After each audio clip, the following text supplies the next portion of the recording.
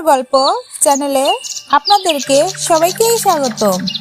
আজকে আমি আপনাদের মাঝে একটা মজাদার সুন্দর রূপকথার গল্প নিয়ে হাজির হয়েছি। তাহলে বন্ধুরা, গল্পটি শুরু করা যাক। এক গ্রামে এক চাষি বাস করত। সে খুব পরিশ্রমী ছিল এবং তার জমিতে প্রতিদিন কাজ করত। তার একটি মুরগির খামারও ছিল। সেই খামারের মুরগিগুলো প্রতিদিন ডিম দিত এবং চাষি সেগুলো বাজারে বিক্রি করে জীবিকা নির্বাহ করত। একদিন একটি শিয়াল সেই মুরগির খামারের গন্ধ পেয়ে সেখানে এলো। শিয়ালটি খামারে ঢোকার সুযোগ খুঁজতে লাগলো। এক রাতে যখন চাষি তার পরিবার ঘুমিয়েছিল, শিয়াল দিয়ে খামারে ঢুকে এক মুরগি ধরে নিয়ে পালিয়ে গেল।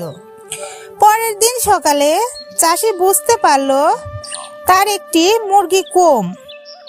সে ভাবলো হয়তো কোনো শিয়াল এসে মুরগি নিয়ে গেছে। তখন একটা চালাকির আশ্রয় নিল।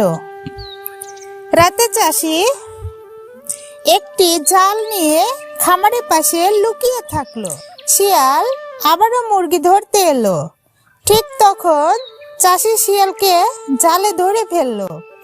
শিয়াল অনেক কাকুতি মিনতি করলো, বলল, আমাকে ছেড়ে দিন, আমি আর কখনো আপনার মুরগি ধরবো না। চাষি হেসে বলল, তুমি যদি একবার সুযোগ পাও আবারও চুরি করবে, তাই তোমাকে শাস্তি দিতেই হবে। চাষি শিয়ালকে বনাঞ্চলে ছেড়ে দিল যাতে সে গ্রামে ফিরে না আসতে পারে। এই গল্পের শিক্ষা, চুরি করা কখনোই ঠিক নয় এবং যারা অন্যের ক্ষতি করতে চায় তাদের সঠিক শিক্ষা দেওয়া প্রয়োজন।